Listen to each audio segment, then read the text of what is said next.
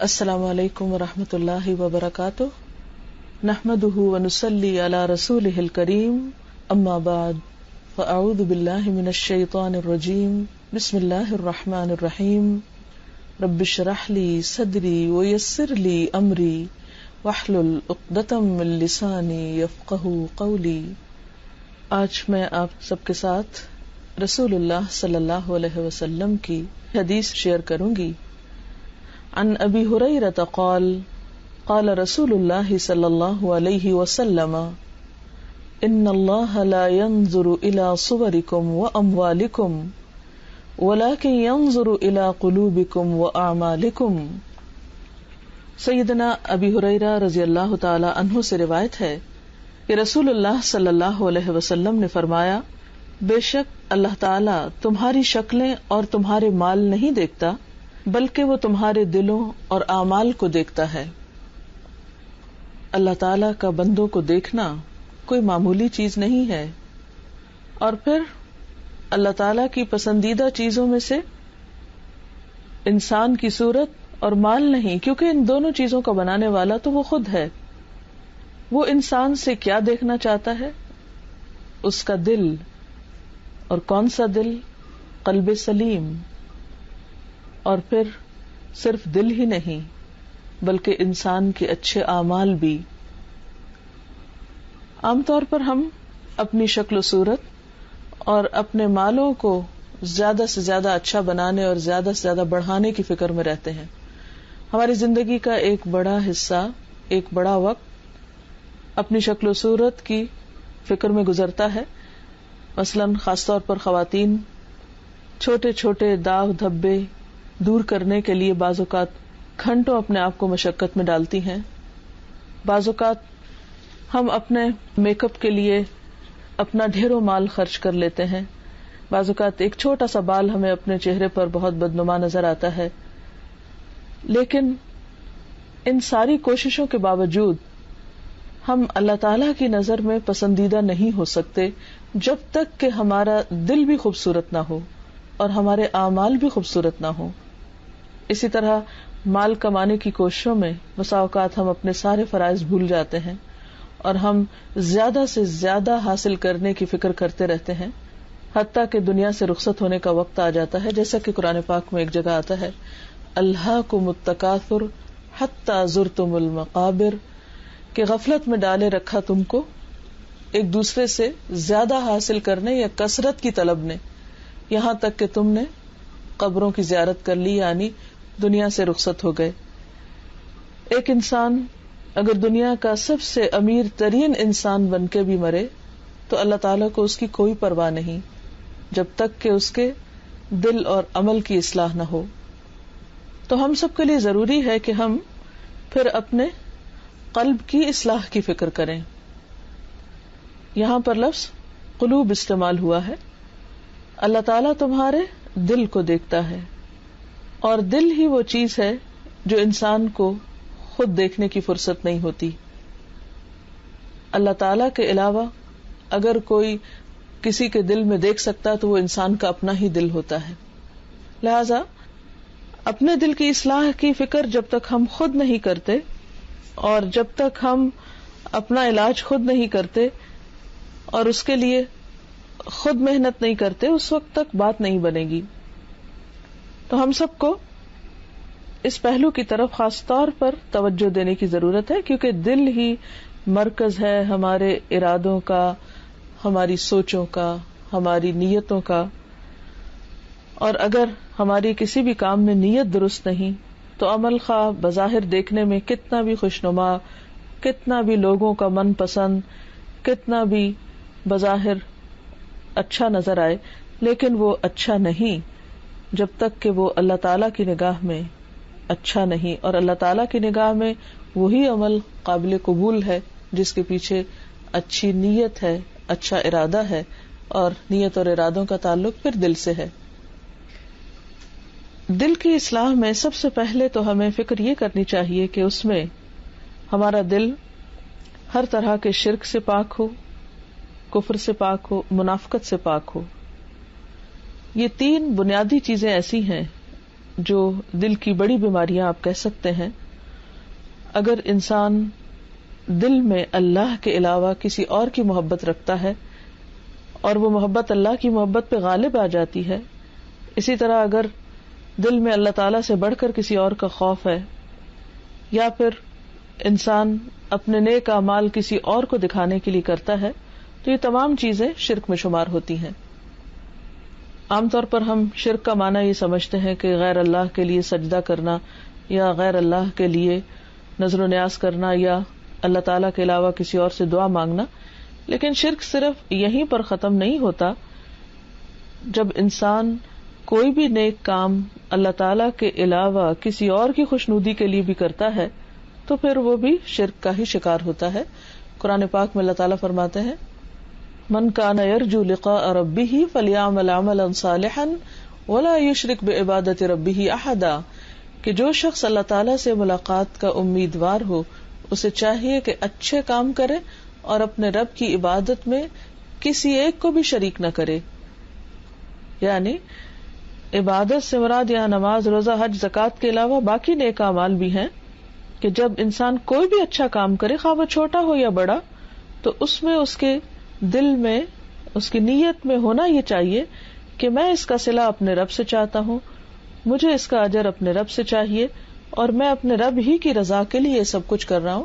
کیونکہ حقیقت یہ ہے کہ اللہ تعالی ہی کا احسان ہم پر سب سے بڑھ کر ہے، کوئی بھی چیز نہ اس کے برابر ہے نہ اس جیسی ہے، لہذا کسی اور کا وہ حق ہم پر ہے ہی نہیں جو اللہ تعالی کا ہے۔ لہذا شکر گزاری ہو یا پھر کسی بھی قسم کی نیکی کی کوئی نیت اور ارادہ اور کوشش ہو، وہ سب کی سب اللہ تعالی ہی کے لیے خالص ہونی چاہیے۔ لیکن ایسا کرنا انسان کے لیے آسان نہیں ہے، یہ بے حد مشکل کام ہے، اور اس کے لیے باقاعدہ انسان کو اپنی زندگی میں کچھ کاموں کی پلاننگ کرنا ہوگی، جب جا کر یہ مقصد حاصل ہو سکتا ہے۔ پھر اسی طرح شرک کے علاوہ جو چیزیں انسان کو نقصان دیتی ہیں وہ منافقت ہے، دل میں کچھ، زبان پر کچھ۔ اس معاملے میں انسان کو خود ہی اپنا محاسبہ کرنے کی ضرورت ہے کہ جو کچھ میں بول رہا ہوں کیا واقعی میرے دل میں بھی وہی ہے، یا دل میں کوئی اور ارادہ اور نیت ہے اور زبان سے کچھ اور ظاہر کیا جا رہا ہے۔ اسی طرح قول و فعل کے تضاد کے علاوہ انسان کے وعدے میں، انسان کی امانتوں میں، انسان کی گفتگو میں دو رخا پن، یہ تمام چیزیں پھر منافقت کی نشانیوں میں شمار ہو جاتی ہیں۔ یعنی امانت میں خیانت، وعدہ خلافی، جھوٹ، اور اسی طرح گفتگو میں، جھگڑے میں، گالی گلوچ وغیرہ، یہ تمام چیزیں۔ اسی طرح نماز وغیرہ کے لیے سستی کرنا، صدقہ خیرات دکھاوے کا کرنا، بنیادی طور پر سب منافقت کی علامتیں ہیں، اور منافقت دل کا روگ ہے، جیسے کہ سورۃ البقرہ میں اللہ تعالیٰ فرماتے ہیں فی قلوبہم مرض فزادہم اللہ مرضا ولہم عذاب علیم بما کانوا یکذبون، کہ ان کے دلوں میں بیماری ہے۔ تو منافقت دل کی بیماری کا نام ہے، اور دل کی اس بیماری سے ہی انسان کے سٹینڈرڈز ڈبل ہو جاتے ہیں، اس کے عمل میں تضاد ہوتا ہے، اور پھر یہ عمل کا تضاد ہر چیز میں جھلکنے لگتا ہے۔ جو شخص اس بیماری پر خود قابو نہیں پاتا تو اللہ تعالیٰ بھی اس کو ڈھیل دیتا ہے، اور اس انسان کی بیماری پھر بڑھتی چلی جاتی ہے۔ لہذا بے حد ضروری ہے کہ ہم اپنا محاسبہ خود کریں اور اپنے اندر سے نفاق کی آخری جڑ تک نکال پھینکیں، ورنہ پھر ایمان کو سخت خطرہ ہے۔ اسی طرح کفر ایک ایسی چیز ہے کہ جو انسان کے اندر تکبر اور عناد اور ہٹ دھرمی جیسی صفات کی نشاندہی کرتا ہے، اور کفر بھی دل کی بیماری ہے۔ انسان جب تکبر کا شکار ہوتا ہے، اپنے آپ کو بڑی چیز سمجھتا ہے، تو پھر اسے اللہ تعالیٰ کی باتیں، اللہ تعالیٰ کے احکامات ماننے میں دقت ہوتی ہے، اور ہر چیز میں کیوں اور کیسے اور حجت بازی بڑھتی چلی جاتی ہے۔ ایک سوال ہوتا ہے عمل کرنے کے لیے اور ایک سوال ہوتا ہے انکار کرنے کے لیے۔ وہ تمام سوالات جو انسان کسی کام کے کرنے کے لیے، کسی دین کے معاملے کو سمجھنے کے لیے کرتا ہے، وہ سوال پسندیدہ ہے، لیکن وہ سوال جو کسی کام کو نہ کرنے کی نیت سے کیے جائیں کہ کسی طرح کوئی چھوٹ مل جائے یا کوئی ایسا طریقہ ہو کہ جس سے ہمیں موقع مل جائے دین سے دور بھاگنے کا، تو یہ طریقہ درست نہیں ہے، اور یہ سب کچھ ڈپینڈ کرتا ہے دل کی کیفیات پر لہذا جب تک دل کی اصلاح نہ ہو اس وقت تک انسان صحیح معنوں میں مومن ہو نہیں سکتا، اور انسان کی بظاہر ظاہری دینداری محض ایک ڈھونگ ہو سکتی ہے، ایک تصنع ہو سکتی ہے، ایک لبادہ ہو سکتی ہے، ایک دکھاوا ہو سکتی ہے، لیکن اس میں روح نہیں ہو سکتی.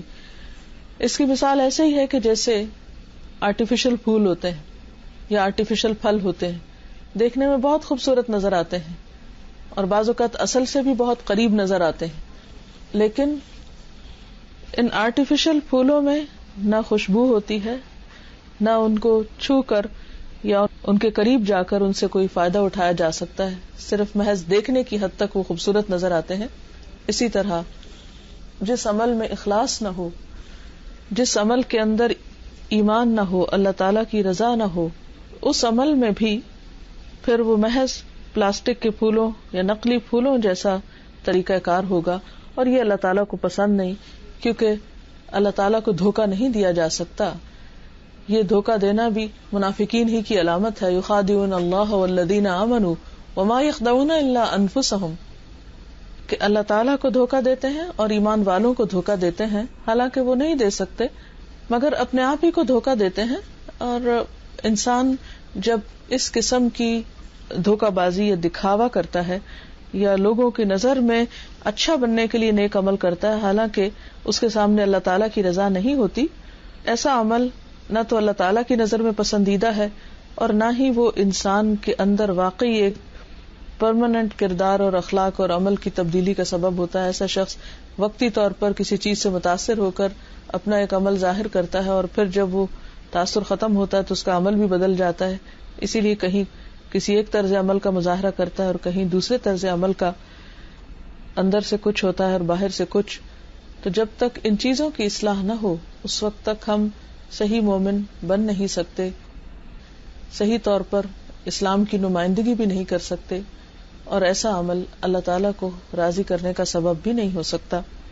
لہذا بے حد ضروری ہے کہ ہم اپنے دلوں کو اس قابل بنائیں کہ واقعی ہم اللہ تعالیٰ کو دکھانے کے قابل ہو سکیں. اب آپ اپنے دلوں کے اندر جھانک کر دیکھیے کہ کیا کچھ ہے وہاں پر. کہیں کسی کے لیے نفرت، بدگمانی، حسد، غصہ اور اس قسم کے جذبات تو نہیں.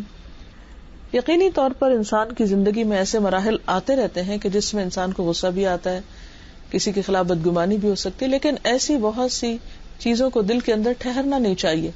فارگیو اینڈ فارگیٹ کے اصول پر عمل کرتے ہوئے دوسروں کو معاف کر دینا چاہیے اور اپنے دل کو دھوتے رہنا چاہیے. اور ظاہر ہے کہ اس کے لیے پھر کچھ طریقے ایسے اختیار کرنا ہوں گے کہ انسان ایسی کیفیات سے جلد باہر آ سکے. بہرحال ایمان کفر کے منافی چیز ہے، اخلاص نفاق کے منافی چیز ہے، اسی طرح توحید شرک کے منافی چیز ہے. تو جب تک ہم پر ان چیزوں کے مفاہیم واضح نہیں ہوتے اس وقت تک حقیقت میں اصلاح ہو نہیں سکتی. لہذا بے حد ضروری ہے کہ ہم توحید کا معنی صحیح طور پر سمجھیں، ہم اسلام میں پورے کے پورے داخل ہوں اور ہمارے اندر واقعی اخلاص اور تقوی کی روح بھی ہو. صحابہ کرام کے دلوں کے بارے میں اللہ سبحانہ و تعالیٰ قرآن پاک میں فرماتے ہیں وَلَكِنْ حَبَّبَ إِلَيْكُمُ الْإِيمَانَ وَزَيَّنَهُ فِي قُلُوبِكُمْ، اللہ نے تمہارے لیے ایمان کو محبوب ترین چیز بنا دیا اور اسے تمہارے دلوں میں سجا دیا. یعنی صحابہ کرام کے دل ایمان کے ساتھ سجے ہوئے تھے، یعنی ایمان کی ایسی کیفیت تھی ان کے اندر کہ واقعی وہ ایک خوبصورت عمل کرنے والے تھے. اور وہی خوبصورتی پھر ان کی گفتگو میں، ان کے معاملے میں، ان کے اخلاق میں، ان کے رویوں میں، ان کے طور طریقوں میں، ان کے ساری زندگی کے معاملات میں نظر آتی تھی. آج ہم بھی وہی قرآن پڑھتے ہیں جو صحابہ کرام پڑھتے تھے، آج ہم بھی وہی حدیثیں پڑھتے ہیں جو وہ پڑھتے تھے اور دیکھتے تھے. لیکن اتنا بڑا فرق کیوں ہے؟ تو اصل فرق اس ایمان اور یقین کی کیفیت کا ہے اور اس سچائی کا ہے جو ان کے اندر پائی جاتی تھی، اور آج ہمارے اندر صرف لپ سروس ہے، صرف زبانی باتیں ہیں، زبانی دعوے ہیں، حقیقت میں عمل میں وہ چیزیں نہیں نظر آتی. لہذا جب قول اور فعل کا تضاد زیادہ ہو جاتا ہے، جب انسان کا دو رخا پن بڑھ جاتا ہے، تو پھر محض زبانی دعوے فائدہ نہیں دیتے، اس لیے اللہ تعالیٰ سے دعا بھی کرنی چاہیے اور ان طریقوں کو اختیار بھی کرنا چاہیے جو ہمیں واقعی مخلص مومن بنا سکیں اور اس قابل بنا سکیں کہ ہم اپنے دلوں اور اپنے اعمال کو لے کر جب اللہ تعالیٰ کے حضور حاضر ہوں تو واقعی اللہ تعالیٰ ہم سے راضی اور خوش ہو جائے، جیسے صحابہ کرام سے راضی ہوا تھا، رضی اللہ عنہم ورضوا عنہ، کہ اللہ ان سے راضی ہو گیا اور وہ سب اللہ سے راضی ہو گئے. لہذا اس کیفیت کو پانے کے لیے ہمیں وہ کام کرنے ہوں گے جس سے اللہ تعالیٰ ہم سے راضی ہو. اس کے لیے کیا کرنا ہوگا؟ ہمیں صحیح علم اور صحیح کمپنی اختیار کرنی ہوگی. جب تک نالج کے سورسز درست نہ ہوں اور جب تک ماحول میں آپ کے اچھے دوست نہ ہوں، اس وقت تک آپ کے پاس اچھا بننے کے چانسز بہت کم ہیں. لہذا انسان ایک طرف علم حاصل کرنے کی کوشش کرے اور پھر یہ بھی ضرور دیکھے کہ اس کے علم کا سورس کیا ہے، کیا واقعی کتاب اور سنت ہے یا اس کے علاوہ محض لوگوں کی باتیں. اور اسی طرح صرف علم بھی کافی نہیں، اس کے لیے ماحول ضروری ہے. اب آپ یہ کہہ سکتے ہیں کہ ماحول ہمارے پاس نہیں تو ہم کیا کریں؟ نہیں، یا تو آپ کسی ماحول میں خود کو ضم کر لیں یا پھر اپنا ماحول خود بنائیں. اس کو آپ ایک اور طریقے سے بھی دیکھ سکتے ہیں. فزیکلی بھی ہمارے دل کی صحت کا انحصار اس بات پر ہوتا ہے کہ ہماری ڈائٹ بھی بیلنس ہو، ہمارا ویٹ بھی مناسب ہو ہمارے ہائٹ وغیرہ کے اعتبار سے. اسی طرح ہمارا ماحول صاف ہو، اسموکنگ نہ ہو، پراپر ایکسرسائز ہو، اور پھر اسی طرح فریکوینٹ چیک اپ بھی ہوتا رہے ایک سرٹن ایج کو پہنچ کر، ہم اسٹریس سے آزاد ہوں. تو اسی طرح دل کی روحانی صحت کے لیے بھی بے حد ضروری ہے کہ ہم صحیح مقدار میں علم حاصل کرنے والے ہوں. جسے صحیح خوراک چاہیے، جسم کو بیلنسڈ ڈائٹ چاہیے، اسی طرح ایک بیلنسڈ علم بھی چاہیے، ایک متوازن قسم کی سوچ چاہیے ہمیں. پھر اسی طرح ہم صرف علم لینے والے بھی نہ ہوں بلکہ اس کے ساتھ دینے والے بھی ہوں، ان چیزوں کو آگے شیئر کرنے والے بھی ہوں. جیسے ایک انسان اگر کھانا کھاتا ہے اور صرف اچھی غذا لیتا ہی چلا جائے اور کوئی ایکسرسائز نہ کرے تو وہ اس کا اوور ویٹ ہونے کا سبب بن جائے گا. تو اسی طرح اگر انسان صرف علم لینے والا ہی ہو اور صرف پڑھتا ہی رہے اور آگے اس علم کو دوسروں کے ساتھ شیئر نہ کرے تو بھی دل کی صحت نہیں ہو سکتی. پھر اسی طرح جیسے ایک ڈاکٹر کے پاس فریکوینٹ وزٹ کرتا ہے انسان، اگر پتہ چل جائے کہ اس کے اندر کوئی بیماری ہے، تو اسی طرح جب ہمیں پتہ چل جائے کہ ہمارے دل کے اندر حسد، کبر، حرص، بغض اور اسی قسم کی اور بہت سے غم و غصے موجود ہیں اور ہمارا دل بیمار ہے، تو ہمیں اس کے لیے بھی ایسے انسان کے پاس جانے اور ایسے استاد اور ایسے رہنما کی ضرورت ہو سکتی ہے اور ایسے دوستوں کی کہ جو واقعی ہمارا محاسبہ کر سکیں اور پھر ان کے سجیسٹ کیے ہوئے علاج کو ہم اختیار بھی کریں. اور پھر اسی طرح جیسے دل کی جسمانی صحت کے لیے ضروری ہے کہ ہم سٹریس فری ہوں، اسی طرح ہمارے اندر اللہ پر ایمان، تقدیر پر ایمان اور اس کے ساتھ ساتھ توکل کا ہونا بے حد ضروری ہے. جب تک یہ کوالٹیز ہمارے اندر پیدا نہیں ہوتی اس وقت تک ہم صحیح معنوں میں دل کو صحت مند نہیں بنا سکتے اور دل کا علاج نہیں کر سکتے. تو اللہ تعالیٰ سے دعا ہے کہ وہ ہمیں ایسے مواقع عطا کرے، ایسا ماحول عطا کرے کہ جس سے ہم صحیح معنوں میں مسلمان بن جائے. ہمارا اسلام صرف ہماری زبان تک نہ ہو، صرف ہماری گفتگو تک نہ ہو، بلکہ وہ ہمارے اعمال اور رویوں اور معاملات میں بھی شامل ہو. اس کے ساتھ ہی میں اپنی گفتگو اس وقت ختم کروں گی. میں چاہوں گی کہ آپ کے ذہن میں جو سوال ہیں وہ میرے پاس آئیں اور میں آپ کے سوالات کی روشنی میں آپ کو جواب دوں، کیونکہ یک طرفہ گفتگو سے بات نہیں بنے گی.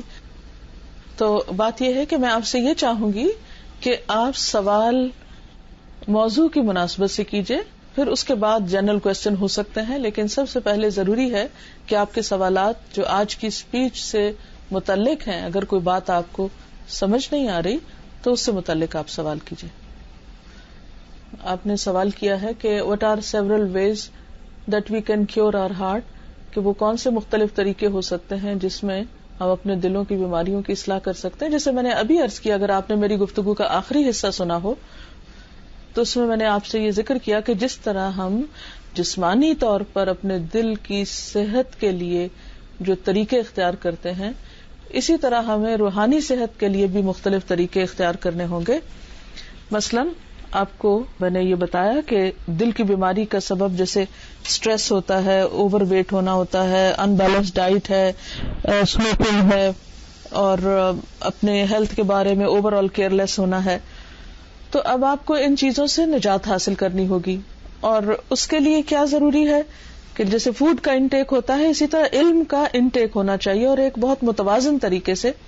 محض صرف کسی ایک ہی چیز کو پڑھتے نہ چلے جائیں، بلکہ قرآن اور سنت. اور قرآن میں آپ دیکھیں کہ صرف ایک ٹاپک پر ایک ہی صورت نہیں چلتی، بلکہ ایک ہی صورت کے اندر مختلف چیزیں آتی چلی جاتی ہیں، اور مختلف طریقے سے انسانوں کے سوالات کے جواب اس میں ملتے ہیں. تو قرآن پاک کے مطالعے کے ساتھ ساتھ مطالعہ حدیث بہت ضروری ہے. اسی طرح آپ کو جو علم حاصل ہوتا ہے اس کو آگے دوسروں کے ساتھ بھی شیئر کرنا ہوتا ہے، کیونکہ جب آپ دوسرے سے بات کرتے ہیں تو اس سے اپنے دل کے جذبات کا اظہار کر رہے ہوتے ہیں اور اس کو اپنی کیفیات بتا رہے ہوتے ہیں. جیسے آپ کھانا کھاتے ہیں اور پھر آپ ایکسرسائز کرتے ہیں، نہیں صرف ڈائٹ ہی سے صحت نہیں ہوتی بلکہ ایکسرسائز ضروری ہوتی. اسی طرح آپ علم حاصل کرتے ہیں اور اس کے ساتھ ساتھ اس کو برن بھی کرتے ہیں، یعنی آگے بھی دیتے ہیں، ایک طرح سے روشنی پھیلاتے ہیں. پھر اسی طرح اسموکنگ دل کے لیے بڑی نقصان دہ ہے. اس کا مطلب یہ کہ ماحول کی پولوشن جو ہے وہ انسان کو بیمار کرتی ہے، تو اس کے لیے ضروری ہے کہ آپ پولوشن فری ماحول اختیار کریں. تو دل کی صحت کے لیے بھی ضروری ہے کہ جو ماحول ہے آس پاس کا وہ اچھا ہو.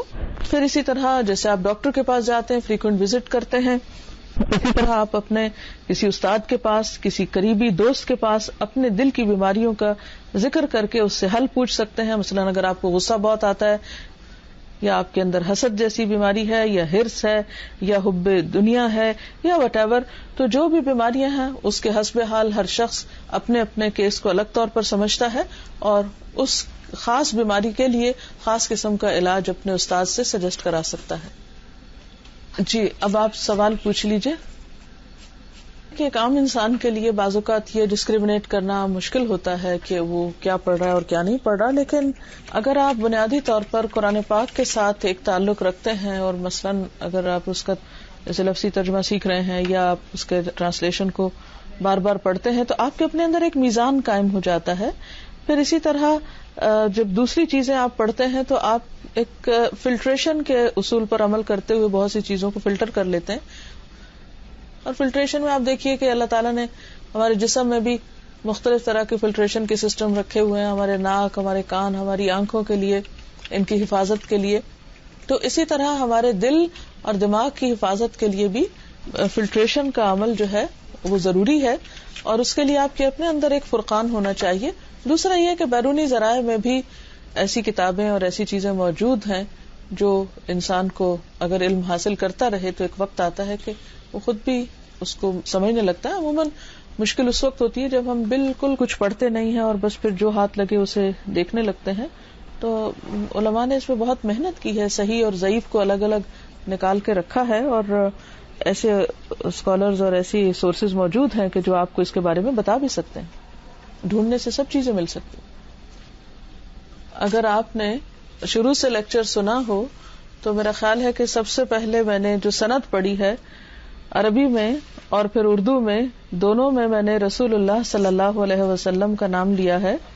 اور جہاں بھی آپ کی کوئی بات ہوتی ہے یا حدیث کوٹ ہوتی ہے وہاں آپ کا نام لیا جاتا ہے. اور اس وقت بھی میں نے، اتفاق کی بات ہے کہ آج درس قرآن دینے کی بجائے درس حدیث دیا ہے، اور صرف آپ کا نام ہی نہیں لیا بلکہ آپ کے کلام کو بھی آپ کے سامنے رکھا ہے اور حدیث ہی کا درس دیا ہے. تو حدیث کا درس رسول اللہ صلی اللہ علیہ وسلم کا نام لیے بغیر اور آپ پر درود پڑے بغیر کیسے ہو سکتا ہے؟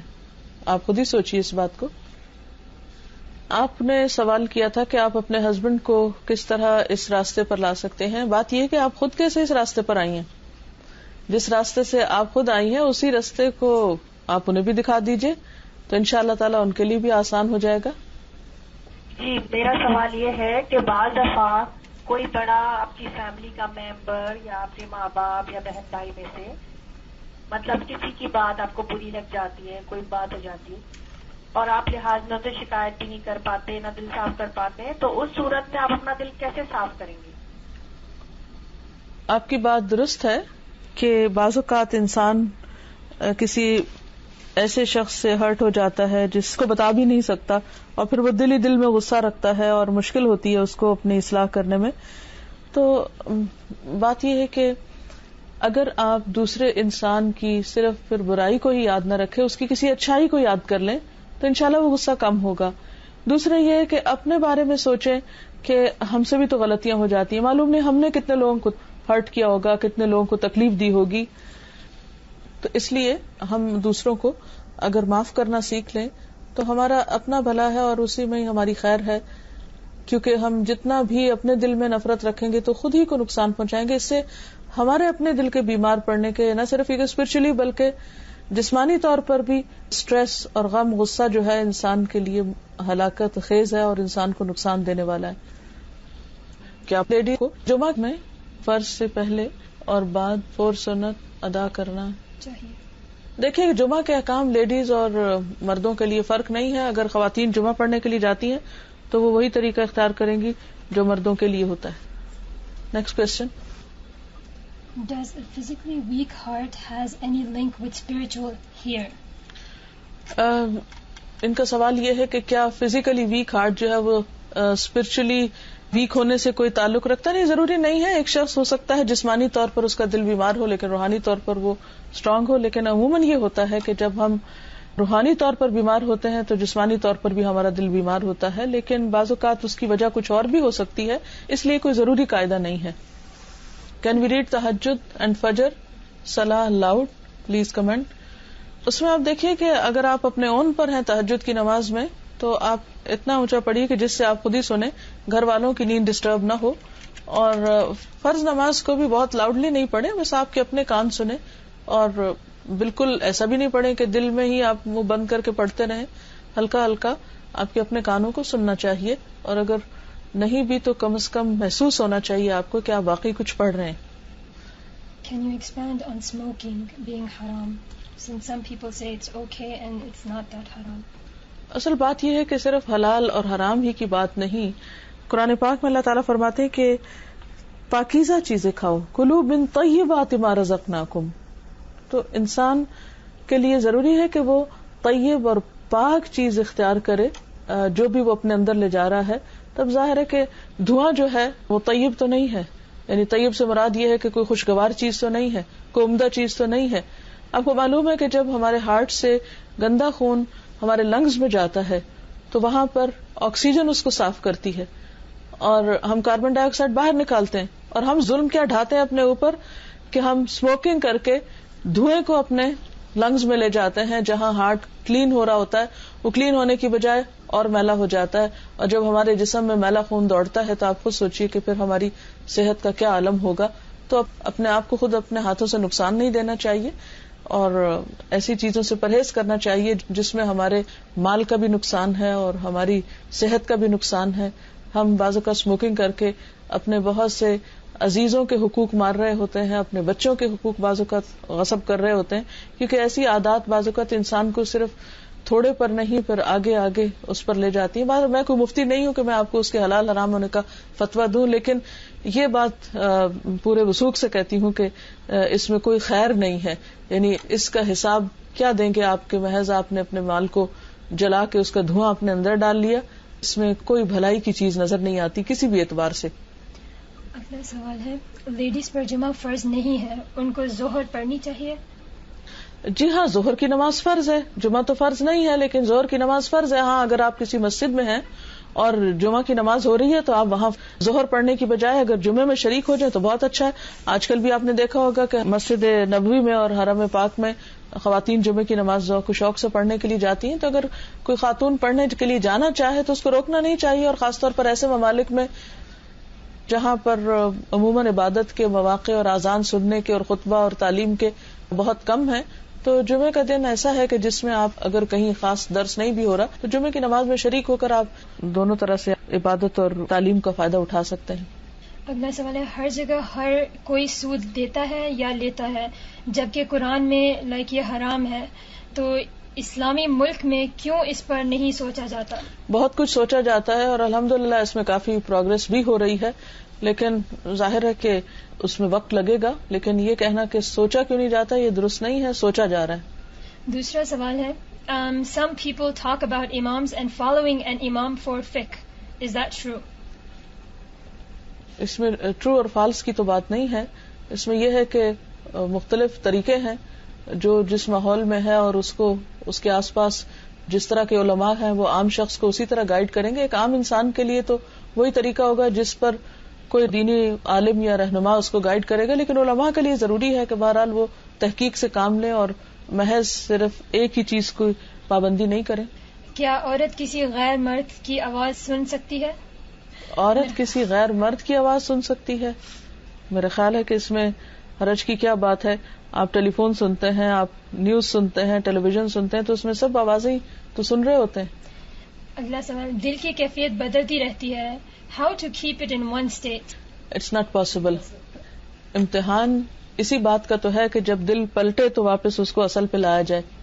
اگر وہ ایک ہی طرح رہتا تو پھر تو ہمیں کچھ کرنے کی ضرورت ہی نہیں تھی. ہینڈ شیک کرنے پر پلیز روشنی ڈالیے.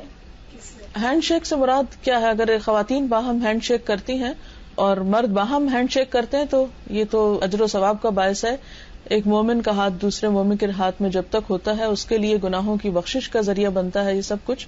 لیکن عورتیں مردوں سے ہینڈ شیک نہ کریں کیونکہ نامحرم کے جسم کو چھونا جو ہے وہ اسلام میں جائز نہیں ہے.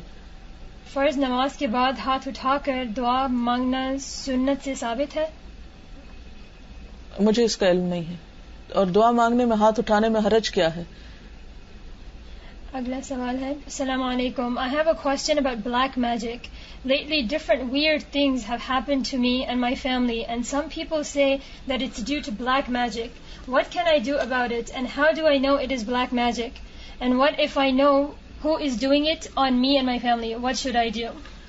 اب دیکھیے کہ میجک تو پورا ایک چیپٹر ہے اور اس وقت اس مختصر سے وقت میں ان سب سوالوں کا جواب نہیں دے سکتی.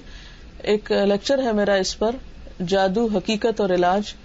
اس کو آپ سن سکتے ہیں اگر آپ آس پاس سے کہیں سے کیسٹ حاصل کر سکے, نہیں تو alhuda.pk.com ویب سائٹ ہے, وہاں سے آپ ڈاؤن لوڈ کر سکتے ہیں.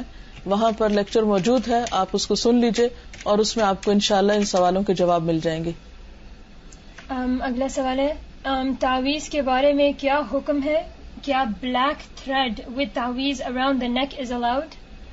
نہیں, ایسی چیزیں سنت سے ثابت نہیں ہے. تعویذ کا لفظی معنی ہوتا ہے اللہ تعالیٰ کی پناہ لینا, اور نبی صلی اللہ علیہ وسلم کا طریقہ کیا تھا کہ آپ نے ہمیں دعائیں سکھائیں, اور ان دعاؤں میں خاص طور پر جب معوذتین نازل ہوئی تو آپ نے باقی دعائیں بھی چھوڑ دی اور معوذتین کثرت سے پڑھتے تھے.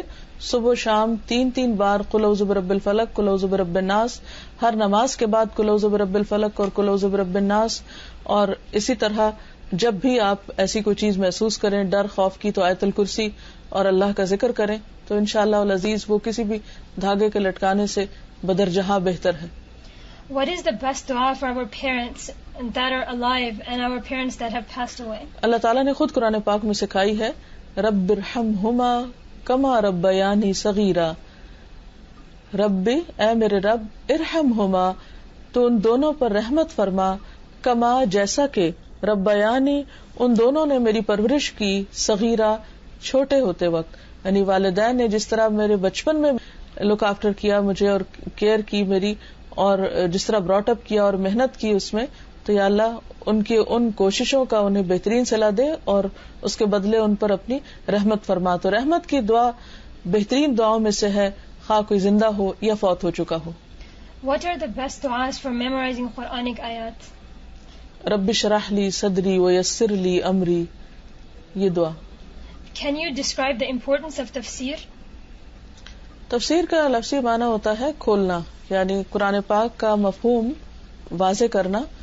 تو اس میں آپ دیکھیے کہ بعض اوقات جب ہم قرآن پاک کو صرف عربی میں پڑھتے ہیں تو بہت سی باتیں ہمیں سمجھ میں نہیں آتی, تو اس صورت میں ہمیں تفسیر کی ضرورت پڑتی ہے. اور اس میں بھی یہ ہے کہ قرآن پاک خود قرآن پاک کی تفسیر کرتا ہے, حدیث سے قرآن پاک کی تفسیر ہوتی ہے, اور اسی طرح اقوال صحابہ وغیرہ سے.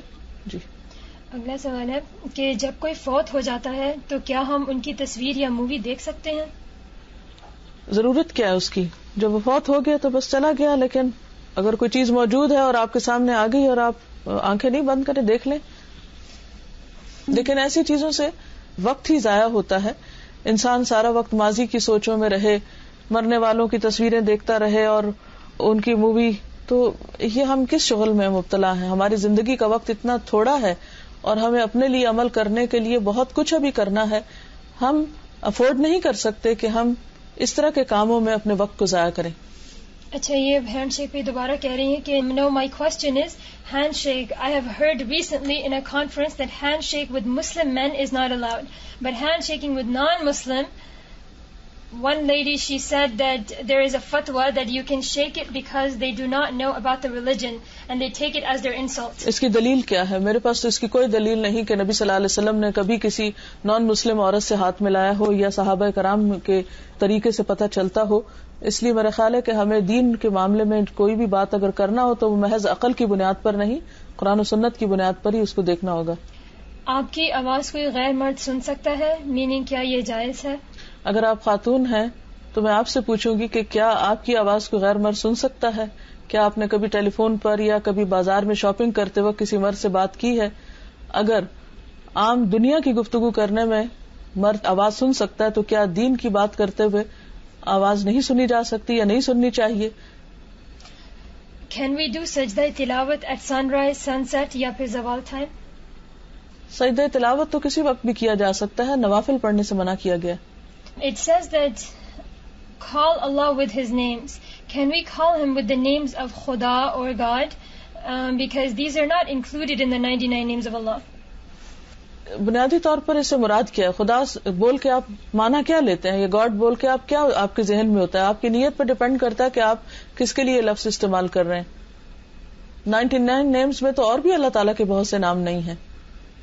I live in an isolated place in Canada. How can I improve my spiritual self?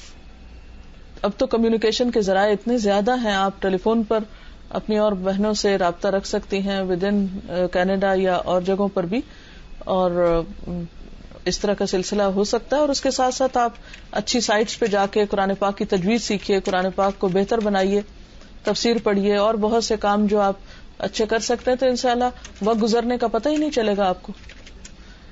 سبحانک اللہم وبحمدک نشہد ان لا الہ الا انت نستغفرک ونتوب الیک. والسلام علیکم ورحمۃ اللہ وبرکاتہ.